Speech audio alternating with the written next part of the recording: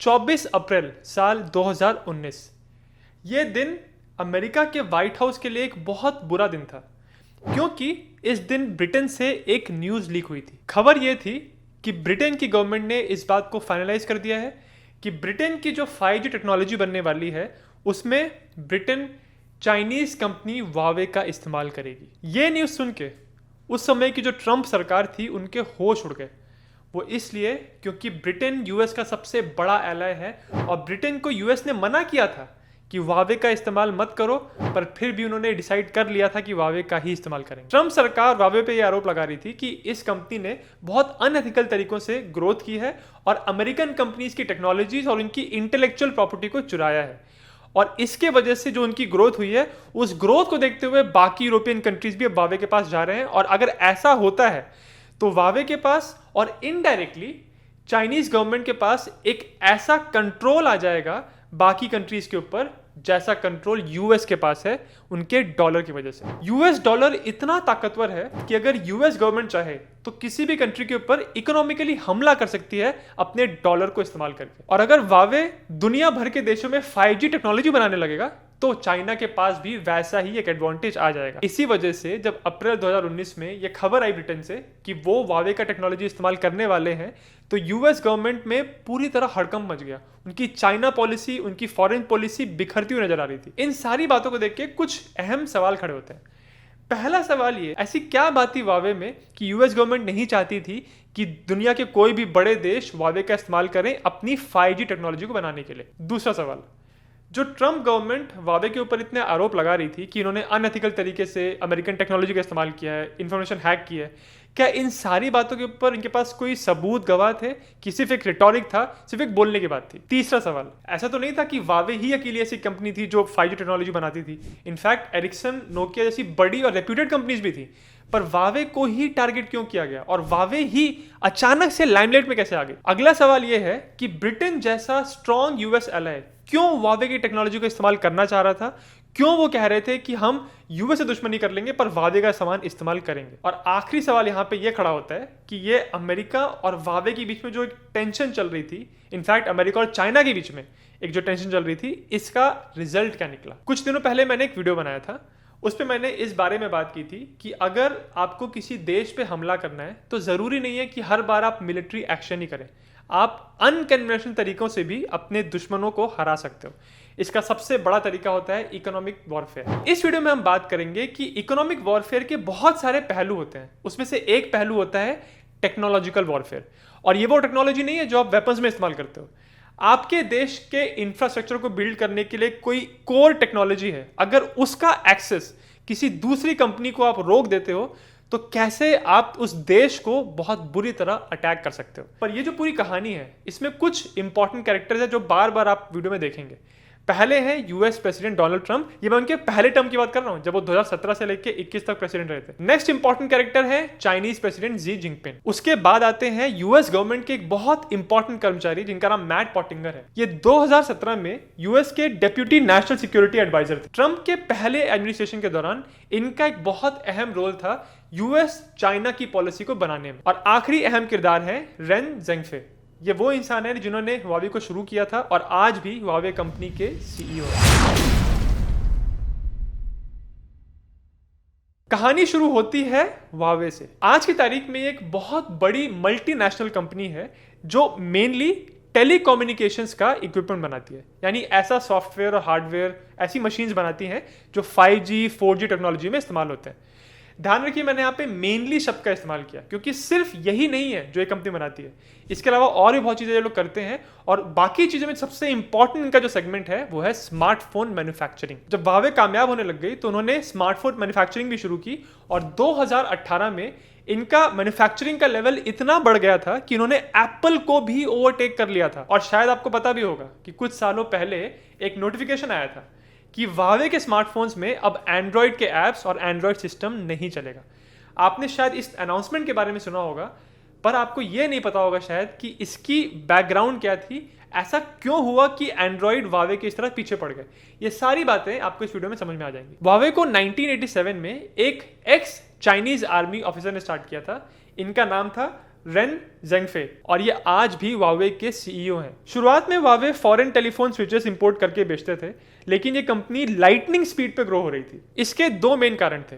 पहला कारण यह था कि वावे को चाइनीज गवर्नमेंट से बहुत सपोर्ट मिल रहा था। चाइनीज गवर्नमेंट इस कंपनी को सपोर्ट करने के लिए इनको कुछ टैक्स ग्रांट्स दे रहे थे, कुछ टैक्स ब्रेक्स दे रहे थे, और इनको क्रेडिट भी दे रहे थे ताकि वो अपनी कंपनी को एक्सपैंड कर सके। दूसरा कारण इस कंपनी की ग्रोथ का यह था कि चाइनीज गवर्नमेंट इस कंपनी को इंटरनेशनल कंपटीशन से प्रोटेक्ट करने के लिए चाइना के अंदर एक मोनोपोली दे रही थी। यानी इस कंपनी के जितने भी इंटरनेशनल कॉम्पिटिटर्स थे, उनको अगर चाइनीज मार्केट में ऑपरेट करना था तो उन पे बहुत हाई टैरिफ लगाया जा रहा था और बहुत कंपनीज को यहां ऑपरेट करने की परमिशन भी नहीं मिल रही थी। तो एक तरह से वावे का डोमेस्टिक यानी चाइनीज मार्केट पूरी तरह से सेफ हो गया था, और इसी वजह से वावे लाइटनिंग स्पीड पे चाइना के अंदर ग्रो किया। और अब उनका नेक्स्ट टारगेट था इंटरनेशनल मार्केट में अपनी डोमिनेंस बनाना। इसमें भी उनको चाइनीज गवर्नमेंट की हेल्प मिली। यूएस गवर्नमेंट वावे के ऊपर यह आरोप लगा रही थी कि अगर वावे को कस्टमर्स चाहिए होते हैं तो वो अपनी कंपटीशन के कंपैरिजन में अपने प्राइसेस को 30% तक कम कर देते हैं ताकि उनको कस्टमर्स मिलते रहे। और इसी वजह से ऐसे एलाइज जो यूएस के बहुत स्ट्रॉन्ग एलाइज थे, वो भी वावे से सामान खरीद रहे थे। वावे के सामने दूसरा चैलेंज था अपनी टेक्नोलॉजी को, अपने इक्विपमेंट को बहुत अच्छी क्वालिटी का बनाना, और इस चीज को उन्होंने सॉल्व किया अगेन यूएस मदद से। यूएस गवर्नमेंट ने वावे के ऊपर आरोप लगाया कि वावे के पास एक टीम है लोगों की जिनका ये काम है कि वो यूएस कंपनीज और बाकी वेल एस्टैब्लिश कंपनीज के लोगों के साथ डील करें और उनके हेल्प के साथ वो बाकी कस्टमर्स को अपने पास लेके आए। फॉर एग्जाम्पल, वावे ने IBM, जो कि एक बहुत बड़ी अमेरिकन कंपनी है, उनकी एक एडवाइजरी टीम को हायर किया और फिर इनकी मदद से ब्रिटेन की एक बहुत बड़ी कंपनी जिसका नाम BT है, उसके साथ एक बहुत बड़ा कॉन्ट्रैक्ट साइन किया। तो इस तरह से Huawei American influence, American companies और अमेरिकन एम्प्लॉइज को यूज करके बाकी दुनिया भर के देशों में अपने बिजनेसेस को बढ़ाने की कोशिश कर रहे थे। पर अगर ऊपर से देखा जाए तो ये जो भी चीज वावे कर रहे थे, इसमें लीगली कानूनन कोई दिक्कत नहीं है। आप बिल्कुल हायर कर सकते हो किसी दूसरे देश के एम्प्लॉय को, आप बिल्कुल कॉन्ट्रैक्ट कर सकते हो, अगर लीगल हो रहा है तो कोई दिक्कत नहीं है। पर ट्रंप एडमिनिस्ट्रेशन ने वावे के ऊपर यह आरोप लगाया कि लीगल के साथ साथ बहुत अनएथिकल और इलीगल चीजें भी कर रहे हैं। उन्होंने वावे के ऊपर यह आरोप लगाया कि वावे अपना जो भी टेलीकम्युनिकेशन से रिलेटेड मशीनरी बेचते हैं, उस मशीनरी के अंदर कुछ बैकडोर्स बने होते हैं, जिस बैकडोर के जरिए जो भी इंफॉर्मेशन उस टेलीकम्युनिकेशन नेटवर्क पे इस्तेमाल हो रही है, उसका बैकडोर के रास्ते से सारा इंफॉर्मेशन चाइनीज गवर्नमेंट के पास जा रहा है। ये आरोप ट्रंप एडमिनिस्ट्रेशन ने वावे के ऊपर लगाया। जब 2010 का दशक शुरू हुआ, उस समय यूरोप के बहुत सारे देशों ने, खासकर ब्रिटेन और जर्मनी ने, अपने 5G नेटवर्क को बिल्ड करने की प्रिपरेशन शुरू की। और इस टाइम तक वावे एक बहुत बड़ा इंटरनेशनल प्लेयर बन चुका था और वावे ने अपने बहुत सारे कंपटीशन को खत्म कर दिया था। इनफैक्ट 2009 में एक कनेडियन कंपनी थी जिसका नाम नॉर्टेल था, उनकी हालत इतनी खराब हो गई कि उनको दिवालिया घोषित करना पड़ा, और जब उनके एम्प्लॉइज वहां से फ्री हुए तो बहुत सारे एम्प्लॉइज को फिर वावे ने ही हायर कर लिया था। अब वावे को अपनी ब्रांड इमेज बड़ी करने के लिए, अपने मार्केट को, बिजनेस को बड़ा करने के लिए एक नए सेगमेंट में एंट्री करनी थी, और यहां उन्होंने शुरुआत की स्मार्टफोन मैन्युफैक्चरिंग। वावे के पास इतने रिसोर्सेज थे, इतना टेक्नोलॉजिकल इक्विपमेंट था कि जब उन्होंने मैन्युफैक्चरिंग स्टार्ट की तो 2018 तक आते आते उन्होंने एप्पल को भी पीछे छोड़ दिया था, और वो दुनिया के सेकेंड लार्जेस्ट स्मार्टफोन मैन्युफैक्चरर बन गए थे। अब वो सिर्फ साउथ कोरिया के सैमसंग के पीछे थे। इतनी ताकत थी वावे के अंदर, और इसी वजह से सारे देश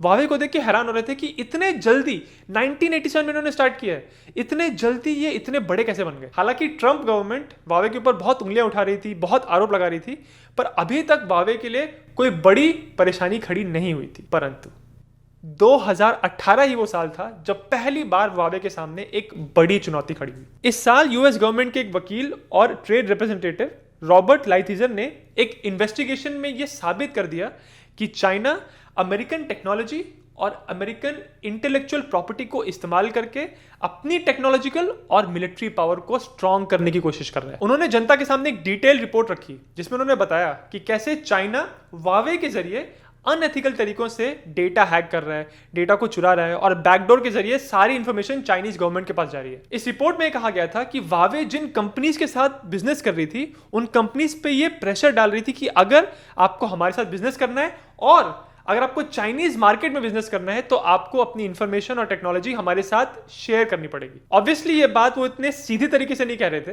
क्योंकि अगर आप सीधे ही कह दोगे कि आपको हमारे साथ काम करना है तो अपनी टेक्नोलॉजी हमको देनी पड़ेगी, तो बहुत लोग डर जाएंगे और आपके साथ काम नहीं करेंगे।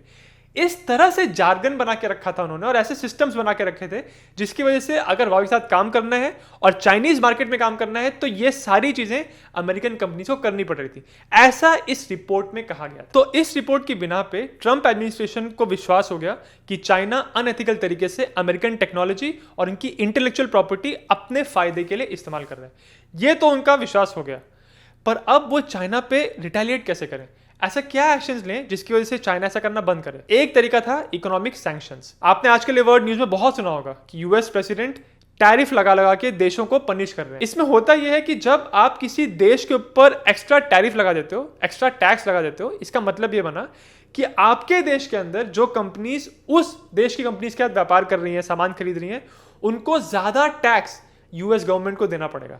यानी आपकी देश की जो कंपनी है अब वो उस देश की कंपनी के साथ व्यापार करने से बचेंगी क्योंकि ज्यादा टैक्स देना पड़ रहा है ना। इस तरह से आप अपने डोमेस्टिक मार्केट को स्ट्रांग करते हो और बाहर वाले प्लेयर्स को डिस्करेज करते हो अपने मार्केट में सामान बेचने खरीदने से। इसी वजह से टैरिफ्स को आज एक इकोनॉमिक वेपन की तरह देखा जाता है, क्योंकि अगर आप किसी देश पे बहुत हाई टैरिफ लगा देते हो तो आप ये कह रहे हो इनडायरेक्टली कि अब अगर आपको हमारे मार्केट में सामान खरीदना बेचना है तो आपको डबल ट्रिपल टैक्स देना पड़ेगा। और खासकर ऐसा देश यूएस जो दुनिया की सबसे बड़ी इकोनॉमी है, पूरी दुनिया भर के देशों को वहां पे बिजनेस करना होता है, जब वो देश टैरिफ लगाता है तो साधारण सी बात है कि ज्यादातर देश डर ही जाते हैं। तो ट्रंप एडमिनिस्ट्रेशन के सामने वावे से निपटने का एक रास्ता यह था कि चाइना के ऊपर टैरिफ्स बढ़ा दें, पर इसमें चैलेंज ये था कि ठीक है ऐसा करके वो जो अमेरिका में बिजनेस कर रहे हैं उसको तो कंट्रोल कर सकते हैं, पर जैसा मैंने कहा वावे दुनिया के बाकी देशों के साथ भी बिजनेस कर रहा था और बहुत सारा बिजनेस कर रहा था, जिसकी वजह से अगर यूएस का बिजनेस खत्म भी हो जाए फिर भी वावे का बिजनेस जो ग्रो हो रहा है उसको रोकना मुश्किल हो जाएगा। तो टैरिफ इस बात का सॉल्यूशन नहीं थे। अमेरिकन गवर्नमेंट ने 2012 में इस बात को ऑफिशियली कह दिया था कि वावे के इक्विपमेंट को, उनकी टेलीकम्युनिकेशंस मशीनरी को अपने सिस्टम्स में इस्तेमाल ना करें क्योंकि ये एक नेशनल सिक्योरिटी के लिए खतरा है। इसके बावजूद भी अमेरिकन कंपनीज AT&T और वोराइजन जो कि सबसे बड़ी टेलीकॉम कंपनीज है वो भी वावे के इक्विपमेंट को खरीदना चाहते थे क्योंकि इतना सस्ता बेच रहे थे वो लोग। तो इस चीज को टैकल करने के लिए यूएस के national security official Robert Spalding ने यह प्रपोज किया कि गवर्नमेंट को हेल्प करना चाहिए इन टेलीकॉम ऑपरेटर्स को और 5G टेक्नोलॉजी को देश के अंदर डेवलप करने के लिए गवर्नमेंट को इन्वॉल्व होना चाहिए। जो प्लान बना रही थी गवर्नमेंट, ये प्लान्स मीडिया में लीक हो गए।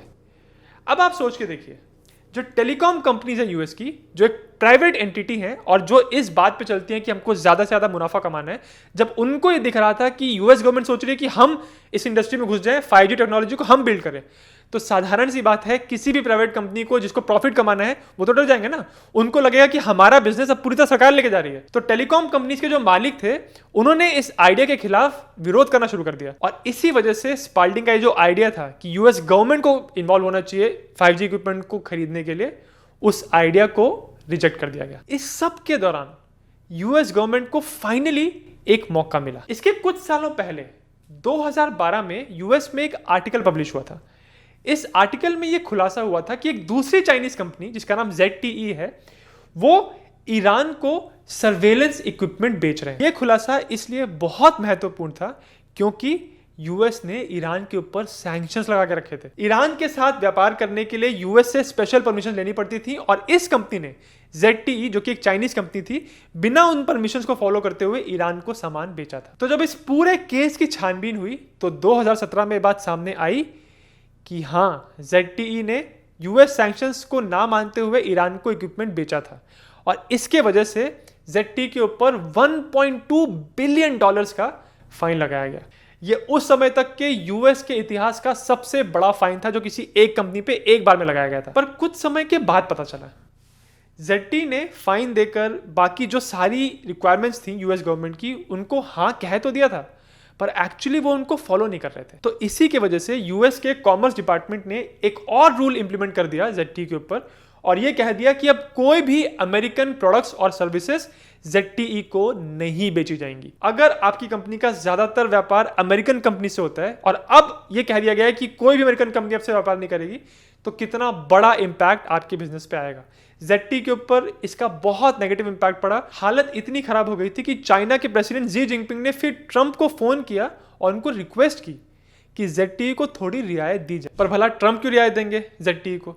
ZTE एक चाइनीज कंपनी थी और ट्रंप की ऐसी रेपुटेशन है कि चाइना को लेके उनकी फीलिंग्स बहुत ग्रेट नहीं है, पर उन्होंने रियायत दी क्योंकि उस समय ट्रंप चाइना के साथ एक नई ट्रेड डील साइन करना चाह रहे थे। तो ट्रंप ने सोचा कि अगर हम यहां ZT को रियायत दे देंगे तो चाइनीज गवर्नमेंट भी हमारे साथ जो ट्रेड डील कर रही है उसमें हमारे साथ बराबर से ढंग से बैठ के बात करके एक अच्छी डील साइन करेगी। तो ट्रंप ने रियायत दे दी और अब ZT के ऊपर नया फाइन लगा $1.2 बिलियन का, और उनको कहा गया कि अपनी जो सारी जो गंदी हरकतें हैं उसको ठीक करो और अपने टॉप मैनेजमेंट को चेंज करो। और ZT ने कहा कि ठीक है भाई, हम आपकी सारी डिमांड्स मान लेंगे। इस एक इंसिडेंट ने इस बात को साबित कर दिया कि अगर अमेरिकन इकोनॉमी चाहे, अगर अमेरिकन प्रेसिडेंट चाहे, तो कैसे किसी एक देश की इतनी बड़ी कंपनी को रातों रात खत्म कर सकते हैं। दूसरी तरफ चाइना को भी एक एहसास हुआ। उन्होंने ये एहसास किया कि उनकी जो बड़ी बड़ी टेक्नोलॉजिकल कंपनीज हैं वो कितना डिपेंडेंट है अमेरिकन कंपनीज के ऊपर, अमेरिकन टेक्नोलॉजीज के ऊपर। इसी वजह से अब उनका फोकस ये हो गया कि हमको चाइना के अंदर अपनी टेक्नोलॉजी को और बिल्ड करना है ताकि अमेरिकन कंपनीज पे हमारा इतना सीरियस डिपेंडेंस ना हो। 2018 में आप जानते ही हैं कि चाइना और यूएस के बीच में ट्रेड टेंशन बहुत बढ़ गए थे, एक तरह का ट्रेड वॉर चल रहा था। इसी सब के दौरान दोनों देशों के प्रेसिडेंट्स दिसंबर के महीने में अर्जेंटीना में मुलाकात की उन्होंने, और वहां पे भी वो ट्रेड के बारे में बात करने वाले थे। परंतु दुनिया के एक दूसरे हिस्से में एक अलग ही ड्रामा चल रहा था। जब उनकी मीटिंग चल रही थी उसी के दौरान वावे के CFO यानी चीफ फाइनेंशियल ऑफिसर को कनाडा के एक एयरपोर्ट पे अरेस्ट कर लिया गया था। इन CFO का नाम था मेंग ज़ेनफू, और ये कोई नॉर्मल इंसान नहीं थी, ये खुद वावे के CEO और फाउंडर की बेटी थी। इनको कनाडा के अंदर इसलिए अरेस्ट किया गया था क्योंकि यूएस गवर्नमेंट ने कनाडा की गवर्नमेंट को निर्देश दिए थे कि हमको कुछ ऐसे सबूत मिले हैं जिससे ये बात प्रूव होती है कि वावे की डीलिंग्स ईरान के साथ हो रही हैं और ये कुछ ऐसी डीलिंग्स कर रहे हैं जो हमारे सैंक्शंस के खिलाफ जा रही हैं। तो ये एक बहुत बड़ा डेवलपमेंट था जो तब हुआ जब ट्रेड डील पे साइन होने की बात चल रही थी ट्रंप और जी जिनपिंग के बीच में अर्जेंटीना में। और कहा जाता है कि ट्रंप के एडवाइजर्स को पता था कि इनको अरेस्ट किया जाने वाला है, पर उन्होंने ट्रंप को बताया नहीं, क्योंकि ट्रंप के एडवाइजर्स को ऐसा लग रहा था कि उन्होंने अगर ट्रंप को बता दिया कि मेंग को अरेस्ट किया जाने वाला है तो शायद से ट्रंप मना कर देते अरेस्ट करने से, क्योंकि वो चाइना के साथ एक ट्रेड डील साइन करना चाह रहे थे और मेंग के अरेस्ट का एक बहुत नेगेटिव प्रभाव पड़ सकता है इस ट्रेड डील के ऊपर, और ये हो सकता था कि शायद जी जिनपिंग इस डील पे साइन ना करते। इसी वजह से ये अरेस्ट होने वाला है, इसके बारे में ट्रंप को नहीं बताया गया। ये अरेस्ट हुआ और इसके बाद यूएस गवर्नमेंट के अंदर एक नया डिबेट शुरू हो गया। अब डिबेट इस बात पे नहीं था कि वावे हमारी टेक्नोलॉजी, हमारी इंटेलेक्चुअल प्रॉपर्टी को यूज करके अपना बिजनेस बड़ा कर रहे हैं। अब डिबेट इस बात पे था कि वावे हमारी नेशनल सिक्योरिटी को कॉम्प्रोमाइज कर रहे हैं, और ये एक बहुत बड़ी और सीरियस बात थी। इसी वजह से यूएस गवर्नमेंट के बहुत सारे लोग ये कहने लग गए थे कि वावे को अब एंटिटी लिस्ट में डाल देना चाहिए। ये एंटिटी लिस्ट क्या है? अगर बिल्कुल सिंपल भाषा में बताऊं तो एंटिटी लिस्ट यूएस गवर्नमेंट की एक ऐसी लिस्ट है जिस लिस्ट में आप कतई नहीं चाहोगे कि आपकी कंपनी का नाम जाए, क्योंकि जब अमेरिकन गवर्नमेंट को लगता है कि कोई कंपनी ऐसी हरकतें कर रही है, ऐसी एक्टिविटीज कर रही है जिससे यूएस की सिक्योरिटी को, यूएस की फॉरेन पॉलिसी को या ओवरऑल यूएस के इंटरेस्ट को नुकसान हो सकता है, तो उस कंपनी को उठा के वो एंटिटी लिस्ट में डाल देती है। पर वहीं दूसरी तरफ गवर्नमेंट के कुछ ऐसे लोग थे जो ये कह रहे थे कि हम एंटिटी लिस्ट में इसको अगर डाल देंगे तो हमको बहुत नुकसान हो जाएगा। उसका रीजन ये है कि वावे अब इतनी बड़ी कंपनी बन चुकी थी अमेरिका के अंदर कि यूएस की बहुत सारी कंपनीज हैं जो व्यापार करती थी वावे के साथ।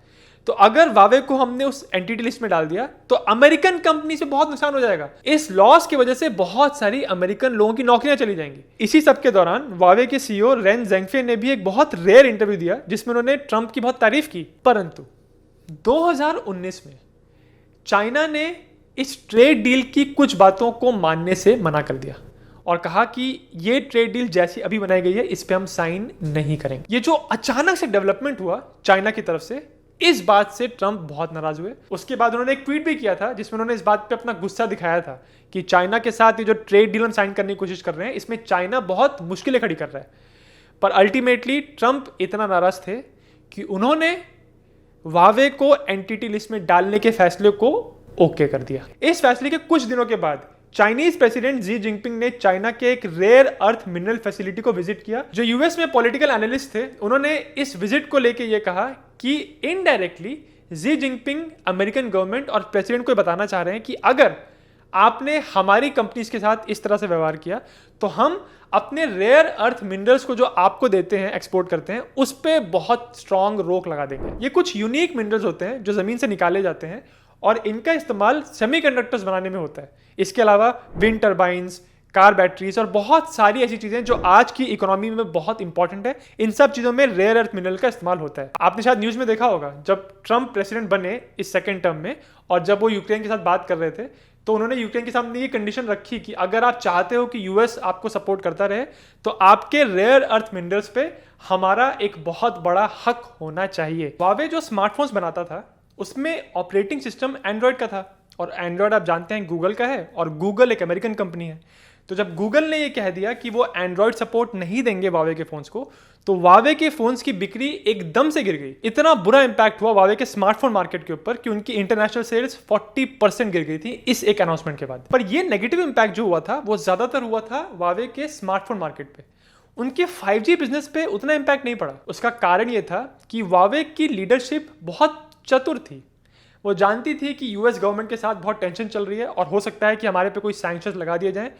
इसी वजह से उन्होंने एक साल पहले से ही उन सारे सामानों को इकट्ठा करना शुरू कर दिया था जिन सामानों की उनको जरूरत होती थी अपने 5G इक्विपमेंट को बनाने के लिए। तो जब Huawei को इस एंटिटी लिस्ट में डाला गया तो उस समय तक उनके पास एक साल तक की इन्वेंट्री थी, यानी एक साल का बैकअप उनके पास था। दूसरी तरफ अमेरिकन कंपनीज को इस एंटिटी लिस्ट में डालने का बहुत नुकसान हो रहा था। दो बड़ी अमेरिकन कंपनीज क्वालकॉम और माइक्रोन, उनके लीडर्स ने जाके यूएस गवर्नमेंट से बात की और उनको बताया कि आपने जो एंटिटी लिस्ट में डाला है Huawei को, उससे उनका जो नुकसान हो रहा है वो तो पता नहीं, क्योंकि 5G टेक्नोलॉजी तो बना ही रहे हैं वो लोग, पर हमारा बहुत नुकसान हो रहा है और इससे होगा ये कि अमेरिकन जनता की नौकरी जाने लगेगी। तो फिर अमेरिकन कंपनीज ने गुहार लगाई अमेरिकन गवर्नमेंट से कि आप इस बात पे फिर से गौर करें, कुछ रियायत दें Huawei को। और फिर ट्रंप, जिनकी ऐसी रेपुटेशन है कि वो बिजनेसेस को सपोर्ट करते हैं, उन्होंने Huawei को रियायत दी, जिसकी वजह से ट्रंप की जो सिक्योरिटी टीम है जो चाइना के ऊपर पॉलिसी बनाते हैं उनको बहुत फ्रस्ट्रेशन हुआ। अमेरिका के सामने सबसे बड़ा चैलेंज ये था कि वो बाकी देशों को कैसे कन्विंस करें कि Huawei का सामान इस्तेमाल नहीं करना चाहिए। इसके लिए मैट पॉटिंगर ने और उनकी टीम ने जाके यूरोपियन लीडर्स से बात की कि अगर आप Huawei का सामान इस्तेमाल करेंगे तो आपका डेटा चोरी हो सकता है और आपका critical infrastructure, nuclear energy, important चीजें चाइना के हाथ में जा सकती हैं अगर आपकी चाइना से लड़ाई हुई तो। ये सारी बातें समझाई इन लोग को, पर फिर भी यूरोपियन नेशंस इस बात को मानने के लिए तैयार नहीं थे, क्योंकि उनको एक सस्ता ऑप्शन चाहिए था अपनी 5G टेक्नोलॉजी बनाने के लिए। उसके ऊपर से एक और परेशानी थी, जैसे अमेरिका दुनिया की सबसे बड़ी इकोनॉमी है, चाइना दुनिया की दूसरी सबसे बड़ी इकोनॉमी है, और यूरोप के बहुत सारे देश चाइना में अपना व्यापार करते हैं। एग्जाम्पल के लिए जर्मनी को देखते हैं। जब मैट पॉटिंगर और उनकी टीम जर्मनी में गई उनके लीडर्स को समझाने के लिए, तो उन्होंने कहा कि हमारी ऑटोमोबाइल इंडस्ट्री का बहुत बड़ा कस्टमर चाइना है। फोक्सवैगन जो एक जर्मन कंपनी है, उन्होंने ये कहा कि हमारा जो इंटरनेशनल सेल होता है हमारी कार्स का, उसका 50% हिस्सा सेल होता है चाइना के अंदर। तो अगर हमने ऐसे ओपनली Huawei को जर्मनी के कंपनी के साथ डील करने से मना कर दिया, तो इसका बदला वो हमसे ले सकते हैं और हमारी कंपनीज को चाइना के मार्केट में बिजनेस करने से रोक सकते हैं। इसकी वजह से जर्मन लोग पीछे हट रहे थे। अब बात करते हैं यूके की। यूके अमेरिका का सबसे बड़ा पॉलिटिकल, मिलिट्री और कमर्शियल पार्टनर है, और उस टाइम यूके के प्राइम मिनिस्टर थे बोरिस जॉनसन, जिनकी ट्रंप से बहुत अच्छी दोस्ती थी। पर जब उनको ये बात समझाने के लिए गए, तब बोरिस जॉनसन ने कहा कि हमको अपने देश के लोगों को 5G टेक्नोलॉजी जल्दी देनी है और हमारे पास जितने भी ऑप्शंस हैं उसमें सबसे सस्ता और अच्छी सर्विस देने वाला Huawei ही है। बोरिस जॉनसन को समझाने के लिए ट्रंप ने खुद उनको फोन लगाया था और बोला था कि Huawei का टेक्नोलॉजी इस्तेमाल ना करें, पर बोरिस जॉनसन इस बात के लिए नहीं माने। उन्होंने कहा कि हम तो यूज करेंगे। फाइनली फिर जनवरी 2020 में यूके की तरफ से ऑफिशियल अनाउंसमेंट आ गया कि हम अपनी 5G टेक्नोलॉजी बनाने के लिए चाइना के Huawei का इस्तेमाल करेंगे। यह बात यूएस की इंटरनेशनल रेपुटेशन और उनकी फॉरेन पॉलिसी के लिए एक बहुत बड़ा फेलियर था। अब जब यूएस गवर्नमेंट को समझ में आ गया कि Huawei को अगर कंट्रोल करना है तो उनको रोकना होगा बाकी देशों के साथ बिजनेस करने से, और बाकी देशों को डायरेक्टली रोक नहीं सकते, तो उन्होंने एक तुर्क का इक्का निकाला। 1959 में यूएस गवर्नमेंट ने एक कानून बनाया था जिसको FDPR कहते थे, यानी फॉरेन डायरेक्ट प्रोडक्ट रूल। ये कानून बनाया गया था कोल्ड वॉर के दौरान। इस कानून के अंदर यूएस पॉलिसी ये थी कि अगर कोई भी दूसरे देश की कंपनी यूएस की टेक्नोलॉजी और यूएस के इंटेलिजेंस को यूज करके कोई मिसाइल या वेपन बनाती है, तो उस कंपनी के ऊपर यूएस एक्सपोर्ट कंट्रोल्स लगा सकते हैं, यानी उनके साथ बिजनेस करने पे एक्स्ट्रा ध्यान देंगे हम लोग। अब इस 1959 की पॉलिसी को इन्होंने अलमीरा से बाहर निकाला, उसको झाड़ा पोछा और उसको इस तरह से अपडेट कर दिया कि अब वावे को टारगेट किया जा सके। इस पॉलिसी में उन्होंने कह दिया कि अगर कोई भी कंपनी वावे को सामान सप्लाई कर रही है तो जो सामान वो सप्लाई कर रहे हैं उसमें कोई भी यूएस टेक्नोलॉजी का इस्तेमाल नहीं होना चाहिए। इसको समझने के लिए सिंपल सा एग्जांपल देखिए। मान लीजिए कि एक ब्रिटिश कंपनी है जिसका नाम है बी।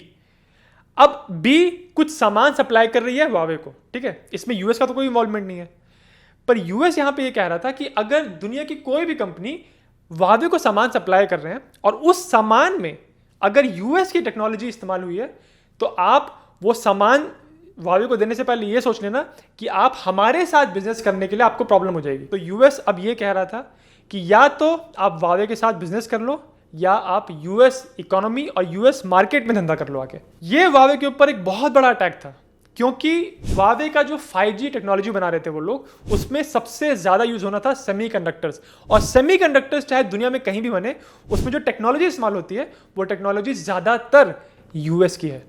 तो ऐसा पॉसिबल ही नहीं था दुनिया की किसी भी कंपनी के लिए कि वो वावे को अपना सामान दे सकें, क्योंकि जो सामान वो देने वाले थे उसमें टेक्नोलॉजी यूएस की थी। और अगर किसी कंपनी ने वावे को सामान दिया, इसका मतलब अब वो यूएस में अपने सामान को बेचना, खरीदना, बिजनेस करना उनके लिए मुश्किल होने वाला था। 2020 में एक कॉन्फ्रेंस हुई म्यूनिक में जिसमें यूएस की हाउस स्पीकर नैन्सी पेलोसी ने एक स्पीच दी। अब ये नैन्सी पेलोसी कौन है? नैन्सी पेलोसी उस समय वॉशिंगटन के अंदर ट्रंप की सबसे बड़ी विरोधी थी। इनफैक्ट 2019 में जब ट्रंप के ऊपर एक इम्पीचमेंट हियरिंग हुई थी, जब उन पर यह आरोप लगाया गया था कि वो अपनी प्रेसिडेंशियल पावर्स का मिसयूज कर रहे हैं, उस हियरिंग में भी सबसे बड़ी लीडर नैन्सी पेलोसी थी। उनकी जनरली ऐसी रेपुटेशन थी कि ये ट्रंप की बात का हमेशा विरोधी करती हैं, और साथ ही साथ उनकी ऐसी भी रेपुटेशन थी कि वो यूरोपियन एलाइज की बहुत इज्जत करती हैं। तो जब उन्होंने म्यूनिक में आके अपनी स्पीच दी तो पूरा यूरोप सुन रहा था। इस स्पीच में उन्होंने कहा कि वो ट्रंप की हर बात से डिसएग्री करती हैं, पर एक बात से वो सहमत है, और वो ये बात है कि अगर आपने वावे के साथ डील्स की, वावे को परमिशन दी कि वो आपके देशों की 5G टेक्नोलॉजी बनाए, तो आप याद रखिए कि आप डेमोक्रेसी को नहीं, ऑटोक्रेसी को सपोर्ट कर रहे हैं। पेलोसी की स्पीच के बाद यूरोप में एक नया डिबेट शुरू हो गया। लोग ये कहने लगे कि क्या सच में हमको अपनी 5G टेक्नोलॉजी बनाने के लिए वावे का इस्तेमाल करना चाहिए? क्या सस्ते के चक्कर में हम कोई बहुत नुकसान का सौदा तो नहीं कर रहे? और इसके कुछ टाइम के बाद आ गया कोविड-19 का लॉकडाउन। दुनिया भर की इकोनॉमीज ठप हो गई, स्टॉक मार्केट गिरने लगे, और आप जानते ही होंगे कि यूएस प्रेसिडेंट ट्रंप तो ओपनली इस बात को कह रहे थे कि ये वायरस चाइना की तरफ से आया है। तो 2020 ग्लोबल लेवल पे चाइना की रेपुटेशन के लिए अच्छा नहीं था, और 2020 में ही इसी सब के चलते यूएस गवर्नमेंट ने FDPR पॉलिसी को इंप्लीमेंट कर दिया, जिसमें उन्होंने इस बात को अनाउंस कर दिया कि अगर आप वावे के साथ डील कर रहे हैं तो ये इंश्योर करिए कि आपके सामान में यूएस टेक्नोलॉजी इस्तेमाल नहीं हुई। FDPR के लागू होने के तुरंत बाद एक बहुत बड़ा डेवलपमेंट हुआ। दुनिया की सबसे बड़ी सेमीकंडक्टर मैन्युफैक्चरिंग कंपनी TSMC, जो कि ताइवान की कंपनी है, इन्होंने वावे के साथ बिजनेस करना बंद कर दिया। ये वावे के लिए एक बहुत बड़ा झटका था, क्योंकि वो TSMC से बहुत सारा व्यापार करते थे, उनसे बहुत सारी सप्लाईज लेते थे। इस अनाउंसमेंट के बाद ब्रिटिश गवर्नमेंट ने भी एक इमरजेंसी मीटिंग बुलाई और ब्रिटेन के 5G टेक्नोलॉजी में वावे के रोल को वापस रिव्यू किया। उनको इस बात की चिंता हो गई थी कि वावे को TSMC इतना सामान सप्लाई करते थे, और अब अगर उन्होंने सप्लाई करना बंद कर दिया है तो क्या सच में वावे हमारी 5G टेक्नोलॉजी बना सकते हैं? इस सब के बीच में चाइना के हांगकांग में एक अलग टेंशन चल रही थी। उस समय हांगकांग में प्रो डेमोक्रेसी और चाइना की गवर्नमेंट के खिलाफ, उनकी पुलिस ब्रुटैलिटी के खिलाफ बहुत सारे प्रोटेस्ट हो रहे थे। उस प्रोटेस्ट की कहानी कुछ ऐसी है कि 1997 तक ब्रिटेन के लोगों का कंट्रोल हांगकांग पे था, पर 97 में वो ये कंट्रोल चाइना की गवर्नमेंट को देख के चले गए। पर ये कंट्रोल उन्होंने इस शर्त पे चाइनीज गवर्नमेंट को दिया था कि वो हांगकांग के अंदर बहुत ज्यादा हस्तक्षेप नहीं करेंगे, और हांगकांग के पास ज्यादातर अपनी तरह सरकार चलाने की ऑटोनॉमी रहेगी। इसीलिए इस सिस्टम को 1 कंट्री 2 सिस्टम्स कहते थे, क्योंकि चाइना के अंदर अलग सिस्टम चल रहा था और हांगकांग के अंदर अलग। पर 2020 तक चाइनीज गवर्नमेंट ने हांगकांग के अंदर बहुत इन्वॉल्वमेंट करना शुरू कर दिया था, और इस बात का बहुत प्रोटेस्ट होने लगा था हांगकांग के अंदर। अब इन प्रोटेस्ट को रोकने के लिए चाइनीज गवर्नमेंट ने कुछ नए कानून बना दिए, और इन कानूनों की वजह से वहां की पुलिस को बहुत सारे अधिकार मिल गए, जिससे ऐसे ही वो लोगों को पकड़ पकड़ के जेल में डाल सकते थे। इन सारी बातों को देखते हुए ब्रिटेन बहुत परेशान हो रहे थे, क्योंकि ब्रिटेन के बहुत सारे लोग हांगकांग में रहते थे, और ब्रिटेन 97 तक हांगकांग को चला रहा था। तो ब्रिटेन को ऐसा लगा कि हम इतने समय तक यहाँ पे रहे हैं, हमारे इतने लोग अभी भी हांगकांग में रहते हैं, और अगर हांगकांग के साथ चाइना ऐसा बर्ताव कर रहा है तो ये सही नहीं होगा कि हम चाइना की इतनी बड़ी कंपनी को अपने 5G इंफ्रास्ट्रक्चर में इन्वॉल्व करें। तो ये सारी चीज़ें देखते हुए फिर ब्रिटेन ने इस बात का ऐलान कर दिया कि वो अपने 5G टेक्नोलॉजी में वावे को इस्तेमाल नहीं करेंगे। उन्होंने ब्रिटिश टेलीकॉम कंपनीज को ये ऑर्डर दिया कि आप साल के अंत तक वावे का सामान खरीदना बंद कर दें, और जिन्होंने ऑलरेडी वावे का सामान खरीद लिया है उनके पास 2027 तक का टाइम है कि वावे के सारे सामान को आप रिप्लेस करें। जब ब्रिटेन ने अनाउंसमेंट किया तो इसके बाद यूरोप के बाकी देशों ने भी धीरे धीरे अपने टाइज वावे से तोड़ना शुरू कर दिया। इनफैक्ट जर्मनी ने लास्ट ईयर ही 2024 में ही अनाउंस किया कि वो वावे का सामान अपने 5G टेक्नोलॉजी में नहीं यूज करेंगे। कुछ दिनों पहले मैंने अपने चैनल पे एक वीडियो बनाया था जिसमें मैंने बात की थी कि इकोनॉमिक वॉरफेयर एक बहुत पावरफुल तरीका होता है लड़ाई को टालने के लिए या लड़ाई को जल्दी खत्म करने के लिए। पर थ्योरी में जितना अच्छा लगता है, प्रैक्टिकल इकोनॉमिक वॉरफेयर उतना ही मुश्किल होता है, क्योंकि अगर आपको किसी देश पे सैंक्शन लगाने हैं तो आपको जरूरत होती है बाकी देशों के सहयोग की। पर इस कहानी से ये बात साफ निकल के आती है कि सिर्फ अपनी इकोनॉमी को नहीं, अपनी टेक्नोलॉजिकल पावर को भी आप इस्तेमाल कर सकते हो किसी दूसरे देश की कंपनी को या किसी दूसरे देश के ऊपर इनडायरेक्टली अटैक करने के लिए। जब यूएस ने ये FDPR की पॉलिसी लॉन्च की थी तो उन्होंने कहा था कि अगर आप यूएस की टेक्नोलॉजी इस्तेमाल कर रहे हो तो वावे के साथ बिजनेस करने से पहले सोच लेना। UK prime minister Boris Johnson ने जुलाई 2020 में अनाउंसमेंट किया था। तो अगर वावे का आप 2020 तक का रेवेन्यू का ग्राफ देखें तो आपको नजर आएगा कि लगातार ऊपर जा रहा है। पर इस अनाउंसमेंट के बाद एक झटके से वावे का 28% रेवेन्यू खत्म हो गया। 2021 में उनको बहुत बड़ी गिरावट आई थी, पर उसके बाद धीरे धीरे उन्होंने वापस ग्रो करना शुरू किया है। अगर 2021 से लेके आप 2024 तक का ग्राफ देखें तो आप फिर से हो पाएंगे कि वावे एक बार फिर से ग्रो कर रहा है। वो इसलिए क्योंकि अब चाइना ने ये बात देख ली है कि यूएस अपनी टेक्नोलॉजिकल पावर को इस तरह से इस्तेमाल कर सकता है किसी दूसरी कंपनी को दबाने के लिए। तो अब चाइना में बहुत रिसर्च हो रहा है सेमीकंडक्टर टेक्नोलॉजी को बिल्ड करने के लिए, और इसी वजह से इसमें इंडिया का एक बहुत बड़ा रोल है, जिसकी वजह से आपने बहुत सारे पॉलिटिकल लीडर्स को इंडिया में सेमीकंडक्टर टेक्नोलॉजी को इंप्रूव करने की बात करते हुए देखा होगा। मैंने इस वीडियो के लिए ज़्यादातर रिसर्च इस बुक से की है, इसका नाम है चोक पॉइंट्स, और इसमें बताया गया है कि कैसे आज की तारीख में economic warfare traditional battlefield warfare से ज्यादा इफेक्टिव होता है। इस बुक में वावे और अमेरिका के बीच में जो कॉन्फ्लिक्ट हुआ उसके बारे में बताया गया है, फिर अमेरिका और ईरान की जो न्यूक्लियर डील का जो टेंशन था उसके बारे में बताया गया है। इनफैक्ट 2022 में जो रशिया यूक्रेन का कॉन्फ्लिक्ट स्टार्ट हुआ उसमें कैसे यूएस ने सैंक्शंस लगा के रशिया को रोकने की कोशिश की, इन सारी चीज़ों के बारे में इस किताब में बताया गया है। तो अगर आप ये बुक पढ़ना चाहते हैं तो लिंक मैंने डिस्क्रिप्शन में डाल दिया है, और अगर आप मेरा इकोनॉमिक वॉरफेयर का दूसरा वीडियो देखना चाहते हैं उसका लिंक भी आपको डिस्क्रिप्शन में मिल जाएगा। तो इस पूरी कहानी से दो मेन बात निकल के आती है। पहली चीज़ ये कि यूएस की इकोनॉमी अब इतनी बड़ी है कि वो किसी देश के ऊपर चाहे तो बिना किसी और कंट्री के सपोर्ट के सिर्फ अपनी इकोनॉमी के बल पे किसी देश को अपनी बात मनवाने के लिए मजबूर कर सकते हैं। पर दूसरी बात निकल के ये आती है कि वावे को उन्होंने टारगेट किया, और टारगेट सक्सेसफुली किया क्योंकि बहुत नुकसान वावे का हुआ, पर उसके चलते यूएस की कंपनीज का भी बहुत नुकसान हुआ।